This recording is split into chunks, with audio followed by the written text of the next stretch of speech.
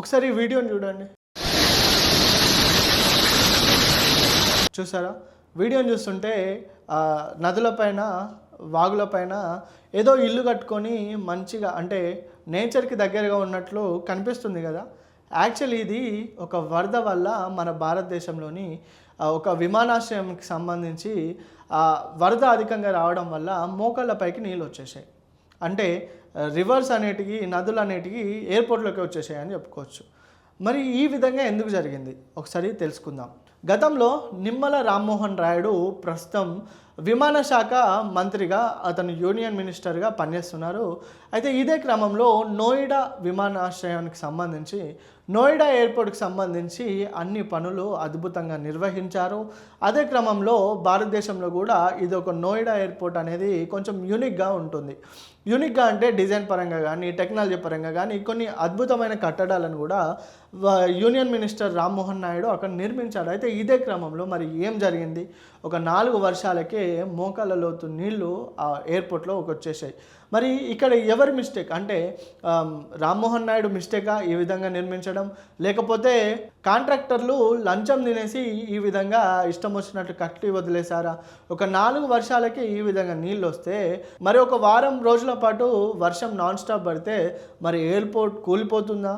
ప్రభుత్వానికి సంబంధించిన ఈ నిధులన్నీ ఎందుకు దుర్వినియోగం చేస్తున్నారని భారతదేశంలో ఉన్న యువత ప్రశ్నిస్తుందని చెప్పుకోవచ్చు. అయితే ఇదే క్రమంలో గతంలో కూడా ఒక నెలలోనే వేసిన రోడ్డు ఒక వర్షానికే ఆ రోడ్ అంతా పగిలిపోయిందని చెప్పుకోవచ్చు. అదే క్రమంలో బీహార్లో కానీ మోకాళ్ళ లోతు వరకు నీళ్ళు వస్తున్నాయి. అంటే ఇక్కడ ప్రభుత్వ వైఫల్యమా లేకపోతే వచ్చే ప్రమాదాన్ని అంచనా వేయకపోవడమా? అదే క్రమంలో మంత్రులు కానీ బీజేపీ నేతలు కానీ కాంట్రాక్టులు కానీ అధిక లంచాలు స్వీకరించి ఈ విధంగా ప్రాజెక్టులను గాలికి వదిలేశారా? మరి ఈ ఎయిర్పోర్ట్ ఓపెన్ చేసి దాదాపు ఒక 6 నెలలు కాకముందుకే ఇలా 4 వర్షాలకే మోకాళ్ళ లోతు నీళ్ళు వచ్చాయంటే మరి దాదాపు ఒక 4-5 రోజులు వర్షం అదే విధంగా కంటిన్యూ అయితే మరి ఆ ఎయిర్పోర్ట్ స్విమ్మింగ్ పూల్గా మారుతుందా? మరి గవర్నమెంట్ ఈ విధమైన నిధులు దుర్వినియోగం చేస్తే మరి ఏ విధమైన చర్యలు గవర్నమెంట్ తీసుకోవాలి? కాంట్రాక్టర్ మిస్టేకా లేకపోతే మంత్రి మిస్టేకా మరి పట్టించుకోకపోవడం? ప్రస్తుతానికైతే మరి దేశవ్యాప్తంగా ఈ నోయిడా విమానానికి సంబంధించిన ఆ విజువల్స్ అనేవి ఏదైతే మనం చూస్తున్నామో అవి వైరల్గా మారాయి. చూసారా? ఒక నోయిడా ఎయిర్పోర్ట్ పరిస్థితి ఈ విధంగా ఉంటే మరి నోయిడా రైల్వే స్టేషన్కి వెళ్దామా? అక్కడ స్విమ్మింగ్ పూల్ అని చెప్పుకోవచ్చు. దగ్గర అందరు స్నానాలు కూడా చేయవచ్చు. అసలు అది రైల్వే స్టేషనా లేకపోతే ఇంకేమన్నా ప్రకృతి ప్రేమించి రైలు ఎక్కేటైనా పోవాలని రైల్వే స్టేషన్కి వచ్చిందా? పైనుండేమో వాటర్ పడితే ఒక వాటర్ ఫాల్స్ లెక్క.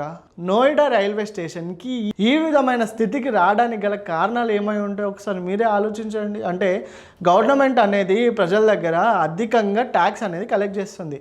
జిఎస్టీ ఇలా అన్ని విధాల ఒక బండి కొనాలి అంటే ఆ బండికి దాదాపు 26 లక్షలు ఉంటే దగ్గర దానికి 8 లక్షలు ట్యాక్సే కట్టాలి. అన్నీ కట్టి అన్నీ వేసుకొని నువ్వు రోడ్డు మీదకి వచ్చి సరైన రోడ్డు సౌకర్యాలు నీకు ఉండవు.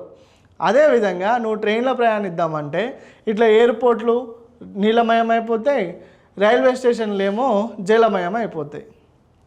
స్విమ్మింగ్ పూల్ వస్తున్నాయి, వాటర్ ఫాల్స్ వస్తున్నాయి. ఇంకా 2-3 రోజులు అయితే కప్పలు వస్తాయి, పాములు వస్తాయి. ఇదంతా చూసి వీడియోలు వైరల్ అయితే బయట దేశం నుండి కూడా టూరిస్టులు వస్తారు. చూసినారా? ఫస్ట్ ఎంత డెవలప్ చేసి రైల్వే స్టేషన్ కడితే ఆ రైల్వే స్టేషన్ రోజుకు స్విమ్మింగ్ పూల్గా మారిపోయింది. వావ్, వెరీ నైస్ అంటారు వచ్చి. ఈ విధమైన పరిస్థితి మన దేశానికి రావడానికి గల కారణం ఏమై ఉంటుంది? మనం కట్టే ట్యాక్సులు దుర్వినియోగం అవుతున్నాయని ఖచ్చితంగా తెలుస్తుంది. అక్కడ కాంట్రాక్టర్ అది మంచిగా కడితే అసలు వరదలు ఎందుకు వస్తాయి? ఆ వాటర్ ఫాల్స్ ఎందుకు వస్తాయి? సరైన సౌకర్యాలను వినియోగించి కూడా అన్ని విధాల డబ్బు తీసుకొని కూడా ఈ విధమైన లో క్వాలిటీని ఇస్తే ఎట్లా? మన పార్లమెంట్లో కూడా ఒక 4 వర్షానికి చుక్క నీరు అనేటివి పడుతూనే ఉన్నాయి. పార్లమెంట్కి ఈ స్థితి వచ్చిందంటే మరి నోయిడా ఎయిర్పోర్ట్కి ఈ విధంగా స్థితి వచ్చిందంటే మరి ఇక్కడ ఎవరి వైఫల్యం? అంటే ప్రభుత్వ వైఫల్యమా లేకపోతే ప్రభుత్వం నమ్ముకున్న కాంట్రాక్టర్ వైఫల్యమా? మరి నోయిడా ఎయిర్పోర్ట్కి ఈ విధంగా వరదలు రావడం బాధాకరమనే చెప్పుకోవచ్చు. అంటే ప్రభుత్వ ధనం అనేది అసలు నీళ్ళలా ఖర్చు చేశారని చెప్పుకోవచ్చు. మరి ఇంతకీ గవర్నమెంట్ మరి దీనిపైన ఏ విధమైన చర్యలు తీసుకుంటుందో చూడాల్సి ఉంది.